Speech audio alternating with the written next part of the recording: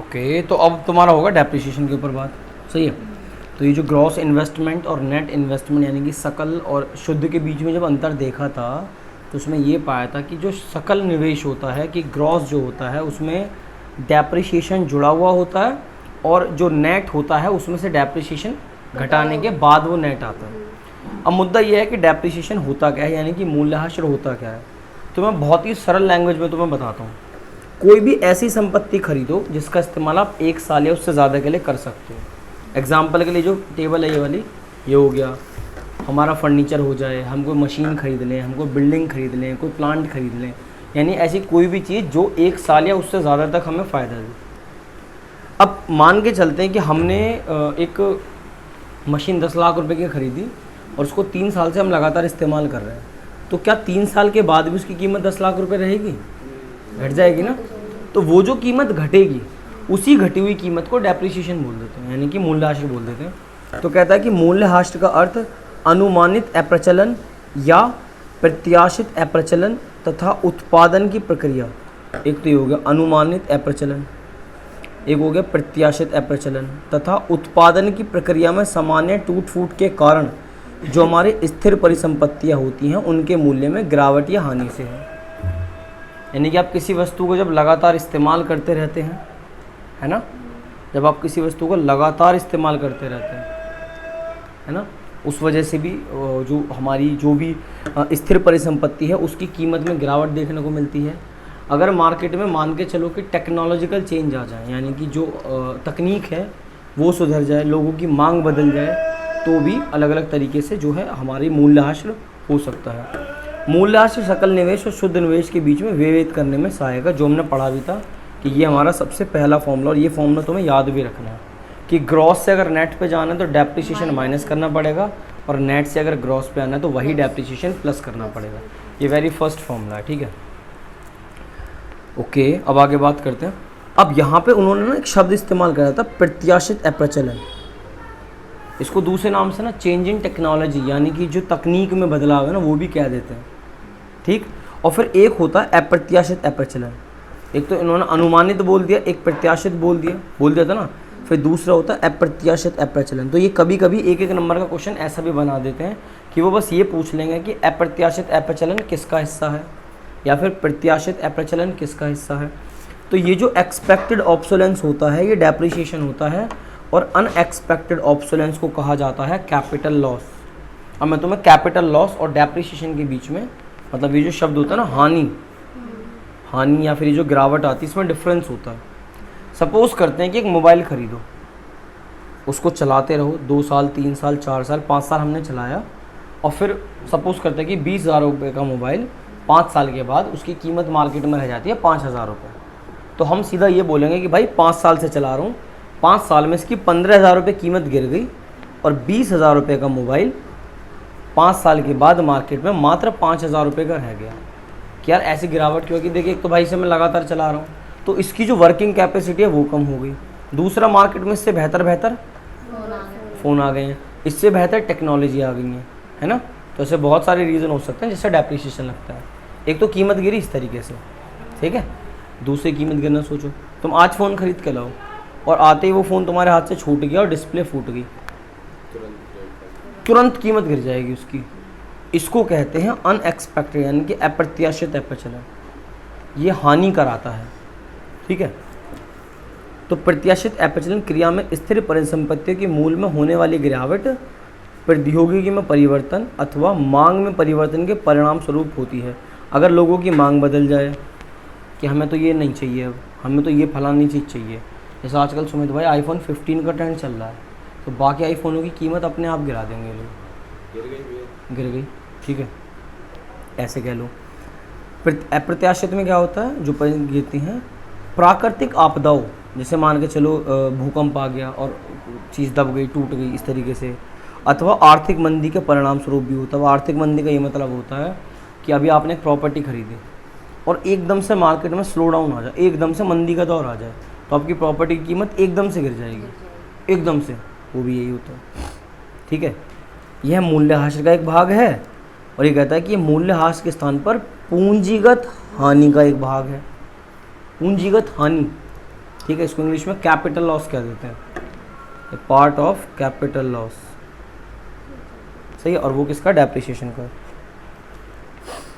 ये कहता है प्रत्याशित अपचलन को मूल्यह्रास आरक्षित कोष, मूल्यह्रास आरक्षित कोष। देखो अब हमें पता है कि जब हम कोई भी परिसंपत्ति खरीदते हैं, कोई भी स्थिर संपत्ति खरीदते हैं, तो हमें पता है कि एक टाइम के बाद इसकी कीमत गिरना स्वाभाविक है, कीमत गिरेगी ही गिरेगी।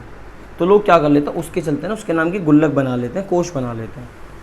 इंग्लिश में बोले तो डेप्रिसिएशन का नाम का रिजर्व बना लेते हैं, प्रोविज़न फॉर डेप्रिसिएशन बना लेते हैं। इसका ये फ़ायदा होता है कि हमें पता है कि फ्यूचर में हम पे इकट्ठा पैसा तो होगा नहीं, तो हमने क्या करा, जितने रुपए की हर साल डेप्रिसिएशन हमारी चीज़ों पे लगता है, उतने ही रुपए हम उसके नाम की गुल्लक में डाल देते हैं। ठीक है, कि अगर फ्यूचर में हमें कभी ज़रूरत पड़ी तो अपनी गुल्लक फोड़ेंगे कि भैया इतना पैसा तो है जितने का ये हमें नया पड़ेगा। यहाँ पे तुम लोग क्या करते हो, यहाँ पे वो कोष नहीं बनाता, यहाँ उसका वो बीमा करवा लेता है। तो मोबाइल लेने जाओ, ठीक, वो मोबाइल बेचने से पहले तुम उसके इंश्योरेंस का लालच दे देंगे, सर इंश्योरेंस करवा लो, पानी में गिर जाए, डिस्प्ले फूट जाए, चुर जाए, सब तरह का होता है, थेफ्ट का भी होता है, वाटर का भी होता है, डिस्प्ले का भी होता है। ठीक है, एक बात मैं और बताऊं, इसकी वजह से उत्पादन पे बहुत फ़र्क पड़ता है। अगर मशीन का चलता हुआ पुर्जा टूट जाए तो मशीन चलेगी ही नहीं, उत्पादन रुक जाएगा। लेकिन इसकी वजह से ना कभी उत्पादन नहीं रुकता, मूल्यह्रास की वजह से कभी भी उत्पादन नहीं रुकता, बल्कि उत्पादन चलता ही रहता, उन्हें किसी प्रकार की दिक्कत नहीं आती। तो ये अंतर भी वो कभी कभी डेप्रिसिएशन के अंदर आमतौर पर पूछ लेता है। फिर ना पूंजीगत हानि और मूल्यह्रास कोष क्या है, तो ये पूंजीगत हानि से अभिप्राय स्थिर संपत्तियों के मूल्य में होने वाली कमी, हानि या गिरावट से है। इसका प्रयोग अप्रत्याशित अपचलन के में मूल्यह्रास के स्थान पर किया जाता है। मतलब सीधी सी बात है, पूंजीगत हानि क्या है कि आपका कोई भी एसेट्स चलते चलते उसमें किसी प्रकार की दिक्कत कैसे आ गई कि वो टूट फूट जाए, प्राकृतिक आपदाओं की वजह से उसमें कोई दिक्कत आ जाए, ऐसी चीज़ों से गिरता है। और मूल्यह्रास कोष क्या है, ये जो मूल्यह्रास लग रहा है उससे बचने के लिए हमने उसके नाम की क्या बना ली, ऐसे करके गुल्लक बना ली कि हम ना इसके नाम का पैसा जितना ही इसकी कीमत गिरेगी उतना पैसा हम इस गुल्लक में जमा करेंगे। और जब कल को ये मशीन या जो भी परिसंपत्ति हमारी है जब ये ख़त्म हो जाएगी तो उसके नाम की गुल्लक फोड़ेंगे और एक नई परिसंपत्ति खरीद लाएंगे। ये होता है इसके अंदर। ठीक है, अब इन्होंने ये परिवर्तन भी दे रखा है कि मूल्यह्रास क्या है, सामान्य टूट फूट के कारण प्रयोग में होने वाली अचल संपत्तियों की हानि है। सामान्य टूट फूट, किसी चीज़ का लगातार इस्तेमाल होना, ये रीज़न हो सकते हैं। यह उत्पादकों द्वारा मूल्यह्रास के नुकसान का सामना करने के लिए बनाई गई धनराशि कोष है, जो आपकी वस्तुओं पे हर साल, जैसा भी हमारे सर आपका ही फ़ोन है, ये कब लिया था, 7-8 महीने, कितने रुपए का लिया था, 24 का। तो क्या अब इसकी कीमत 7-8 महीने के बाद भी 24 रही होगी? अरे लाला, मतलब बहुत बना रखा है फ़ोन का। अच्छा, पन्नी चढ़ा रखी, चलो ये इसकी सेफ्टी के लिए, ठीक है, आगे टाइम पड़े ये इसकी सेफ्टी के लिए, ठीक। अब इसी फ़ोन को अगर 2 साल के बाद, या ये कहता हूँ कि सपोज़ इस फ़ोन को 3 साल चला ले, इसने चला लिया, तो 3 साल के बाद इसकी कीमत मार्केट में काफ़ी हद तक कम हो जाएगी। सपोज़ करो कि 24,000 के फ़ोन की कीमत मार्केट में 3 साल बाद होगी मात्र 10,000 रुपये। कितने रुपये से कीमत गिर गई? 24,000 से, सॉरी 14,000 रुपये से इसकी कीमत गिर गई। अब 14,000 हमारी गुल्लक में पड़े हैं उसी के नाम के, तो इसको 10,000 में बेचेंगे पुराना करके, 10,000 वहाँ से आएंगे, 14,000 की गुल्लक फोड़ेंगे, फिर जेब में कितने हो गए वापस से। तो नया फ़ोन खरीदने में झिझक नहीं होगी, किसी प्रकार की दिक्कत नहीं आप किसी और पर आश्रित नहीं रहोगे, ये मतलब होता है। ठीक है, कारण सामान्य टूट फूट, अपेक्षित या फिर पूर्वाभास अप्रत्याशित वस्तुओं की हानि, अप्रचलित या बेकार होगी वस्तुओं का पुनर्चलन हेतु स्थापित। मतलब यहाँ पे आप सामान्य टूट फूट कह सकते हो, किसी वस्तु का निरंतर उपयोग कह सकते हो, अपेक्षित या फिर ये जो तुम्हारा क्या था, अपेक्षित कह सकते हो, या फिर जो भी हमने ऊपर पढ़ा था कौन सा तुम्हारा, प्रत्याशित अपचलन वगैरह हो सकते हैं। इसके कारण क्या हैं, ये रहा क्या कहते हैं तुम्हारे, इसके कारण हो सकते हैं जैसे ये कुदरती जो दिक्कत होती है, प्राकृतिक आपदाएँ, आर्थिक मंदी इत्यादि, ये सब हो सकते हैं। प्रभाव की बात करें, इसमें लाभ का सही गणना की जाती है, इसमें लाभ की सही गणना हो जाती है। और ये कहते हैं इस फंड का उपयोग अचल संपत्तियों के प्रतिस्थापन के लिए, प्रतिस्थापन का मतलब होता है कि इसको छोड़ो नया खरीद लो, जब ये ख़राब हो जाए। कोई चीज़ ख़राब हो गई, लोग क्या करते हैं उसको बेचते हैं, सही है, और थोड़े से पैसे मिला के नई चीज़ खरीद लाता। तो ये अंतर हमें जनरली आना चाहिए। सही। तो यहाँ तक तो होता है तुम्हारा मूल्य हास्य। इसमें एक छोटा सा स्टॉक और है, और ये जो जाना जाता है ये 1 नंबर के लिए जाना जाता है, 1 मार्क्स के लिए, कि स्टॉक क्या है और फ्लो यानी कि प्रवाह क्या है। स्टॉक का सीधा सा मतलब ये होता है जब आप एक विशिष्ट समय बिंदु पर किसी चीज़ को नापेंगे। जैसे हमने कहा 1 दिसंबर 2020 को, एक निश्चित दिन की बात हम कर रहे हैं, 1 दिसंबर 2020 को कितने कोरोना केसेस आए थे? आए थे।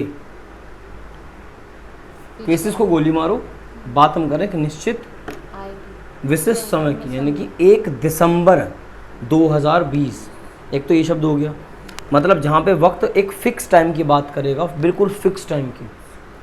प्रवाह में क्या होता है? दिसंबर 2020 में, तो दिसंबर कब शुरू होता है? 1 दिसंबर से लेके 31 दिसंबर। तो यहाँ वक्त लग रहा है, पूरे 31 दिन का वक्त लग रहा है, 1 दिसंबर से लेकर 31 दिसंबर तक। समझ रहे हो? 1 दिसंबर का मतलब है कि भाई 1 दिसंबर 2020 को कितने केस आए थे, तो एक फिक्स तारीख की बात कर रहा है।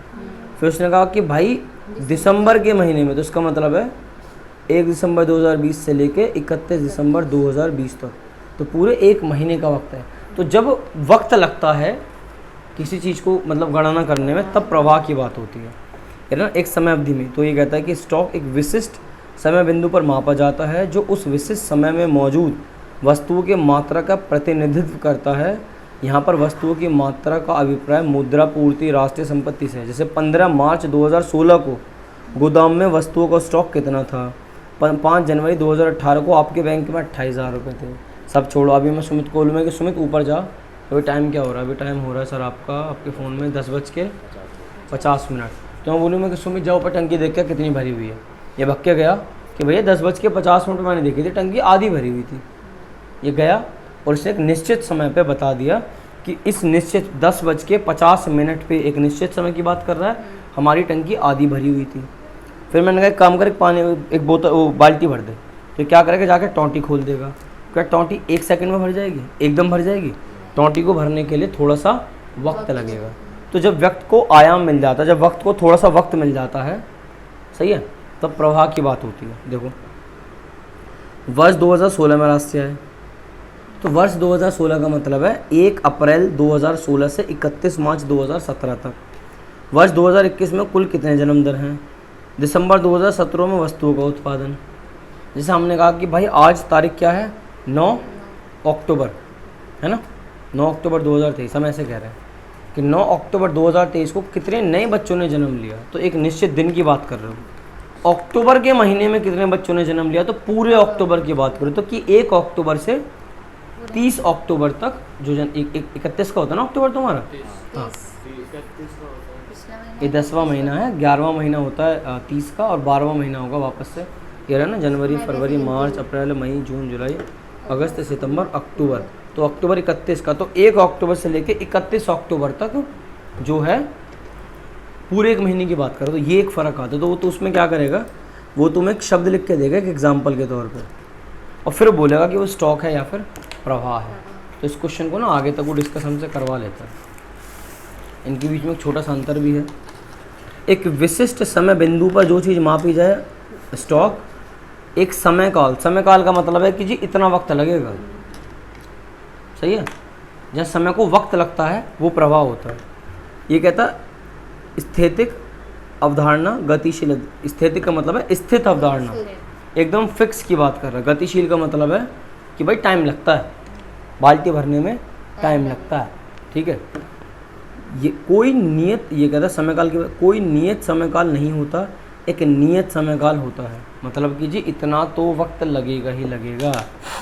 जब अभी एक मूवी आने वाली है, आ गई शायद वैक्सीन और करके, तो उस टाइम पे बड़ा क्रिटिसाइज़ किया गया था भारत को कि वैक्सीन बनने में बहुत साल लगती हैं, लेकिन हमारे साइंटिस्ट ने बना के दिखा दी। और हमारे साइंटिस्ट ने भी 1 दिन में नहीं बनाई, लेकिन वक्त लिया उन्होंने भी, जल्दी जल्दी ट्रायल करे, जैसे भी उन्होंने करा मूवी में थोड़ा बहुत दिखाया भी गया।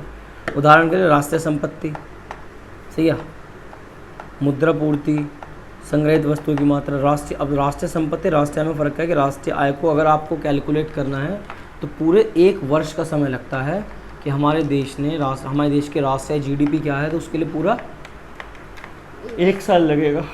लेकिन अगर राष्ट्रीय संपत्ति की बात करते हैं तो राष्ट्रीय संपत्ति तो आप 1 दिन में निश्चित कर सकते हो। जैसे हमने कहा जी 5 अक्टूबर को हमारे खाते में 10,000 रुपये पड़े हुए थे, आपने संपत्ति को यूँ पता कर लिया। लेकिन आपने जो आय कमाई वो 5 अक्टूबर की नहीं कमाई ना, आय कमाने के लिए आपको पूरा अक्टूबर मेहनत करनी पड़ेगी। तो तुम्हें इनके ये जो उदाहरण है ये ध्यान रखने पड़ेंगे और फिर उदाहरण को ध्यान में रख के बताना पड़ेगा कि वो स्टॉक है या फिर फ्लो। सही, इसमें फ़िलहाल इतने। अब आएगा इसके बाद का आय का चक्रीय प्रवाह।